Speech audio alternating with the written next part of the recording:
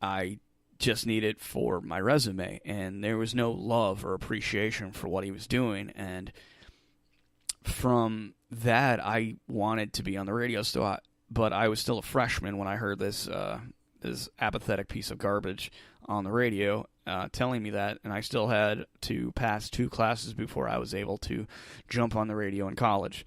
At that point, I said, okay, I'm just going to stand by. I'm going to take my pictures and take my copy editing classes and move on from there. So a semester and a half passes very slowly, I might add. I finally get my chance to be on the radio, and I end up, doing the college thing and being a shit and going out and getting, blasted hammered the night before.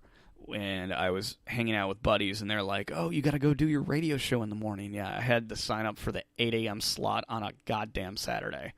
So I end up not totally 100% missing my first show ever.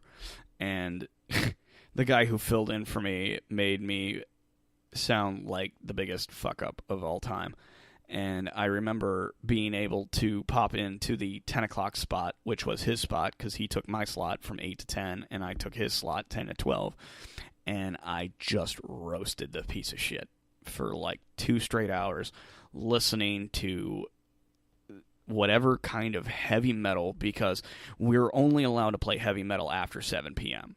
And it had to be approved if you wanted to play metal. So I was already out the door. My radio career was destined to be failure, or just wanting to be different and go against the status quo. My show actually lasted for about 8 months before they finally decided to kick me off, but that's a whole other story altogether. And I don't even know if I'm allowed to even talk about that story, to be honest. I have to check with some people back at the university. No, it doesn't have anything to do with me being a part of the Me Too campaign.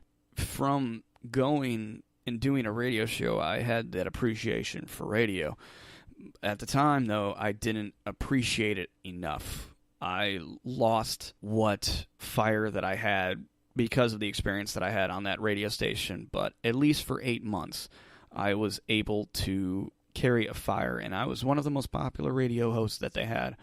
And the only reason for the separation is because management and I had a disagreement, and we couldn't come to an understanding between the two. Move forward, I end up moving down to Florida, and unbeknownst to me, it takes me about 8 years to feel comfortable here.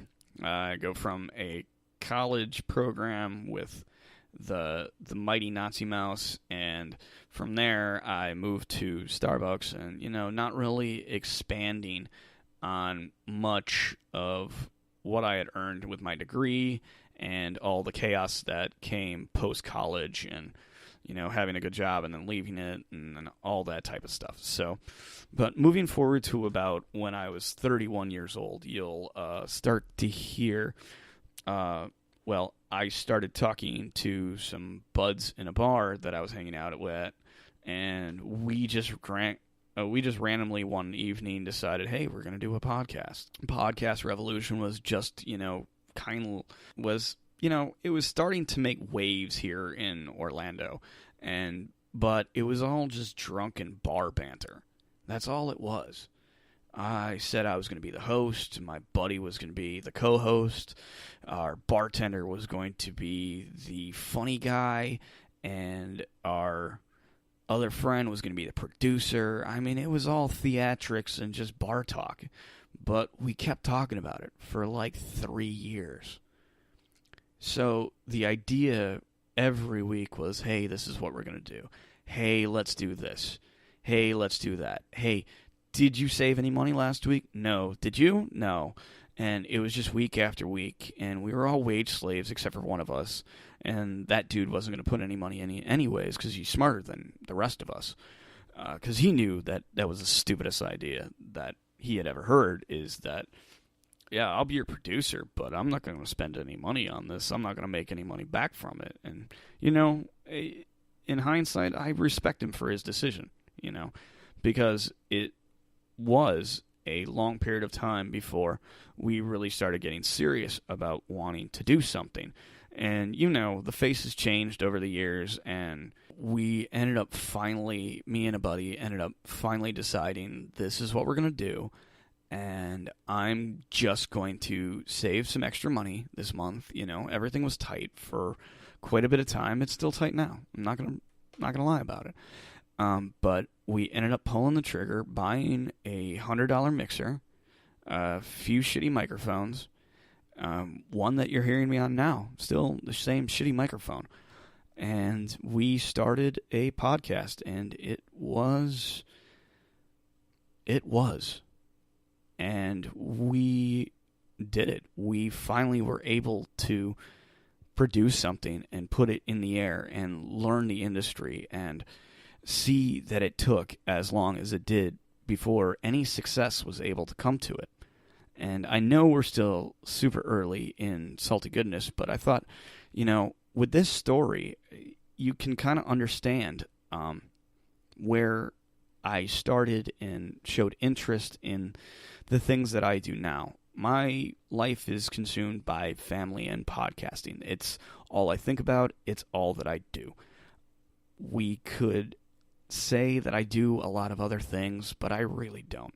I read books occasionally. Predominantly, I'm either thinking about podcasting or spending time with family. That's my whole life. So when I'm able to jump on a microphone and spit some interesting, funny, unique story and tell something odd that is going on, or rant a little bit about politics, or just be able to literally release those inner demons that exist inside of me, that I'm able to be blasphemous and evil and say the things that no one else will say, or push it a little bit farther. That's where I really feel the interest is. I mean, I can say that listening to radio in Orlando has definitely piqued my interest again at wanting to do this as a living. It's going to be a long, long, hard fucking road, as anything is. Nothing comes overnight. Nothing is given that isn't paid for without blood and time and effort. And if it never really hits, at least I fucking tried. So as you listen to this, I want to take a second to say that the people who really inspired me to come back to doing this were, the mega lords of Tom and Dan and their BDM family, who have been nothing but awesome. And, I haven't really pushed the show on that industry yet. But the News Junkie family was something that has been... He was the new version of Howard Stern to me. And listening to his take on just modern stories and laughing hysterically along the way, he was able to push me again to spend that money to make something happen out of thin air that was just drunken bar bullshit. And, no one really cared. And it was a slow start in the beginning, and it took me It took me a podcast and leaving another podcast to really find my motivation to continue on doing this. It was not easy to leave something that I created, especially with Friend, and, to carry on and try to do it all over again. And then, like tonight, this is the first time I've ever tried to do a podcast alone, and I'm willing to give the effort. And if you think that this is awesome, and this is just me being honest, and I truly enjoy doing this as a form of art, a form of expression, and it's fascinating when you connect with somebody else on the other side of the world, like someone in Australia who once reached out to me on my previous podcast and said, "You guys are funny as hell." And, we don't have this kind of shit in Australia. In fact, we have giant things that just want to kill us every single day. So, with that being said, I want to wrap this episode up by playing the first song that I ever played on my radio show, which has pretty much been possibly one of the most life-changing songs that I have. It's a little louder than most of the songs that we play on the show, but I'll get that up for you in just a second.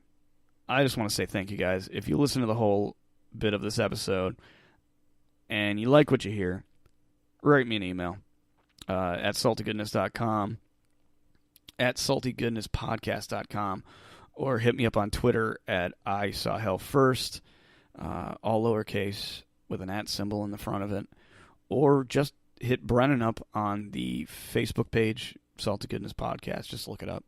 And if you want to hear what it sounded like prior to Salty Goodness and understand the reasons why I quit JFE, you can easily find it. It's JFE Podcast. We're on Spotify. We're on Stitcher. We're on Spreaker.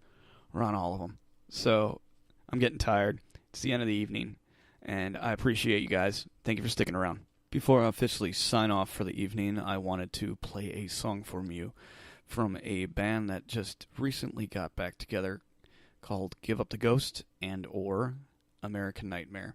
This is Love American.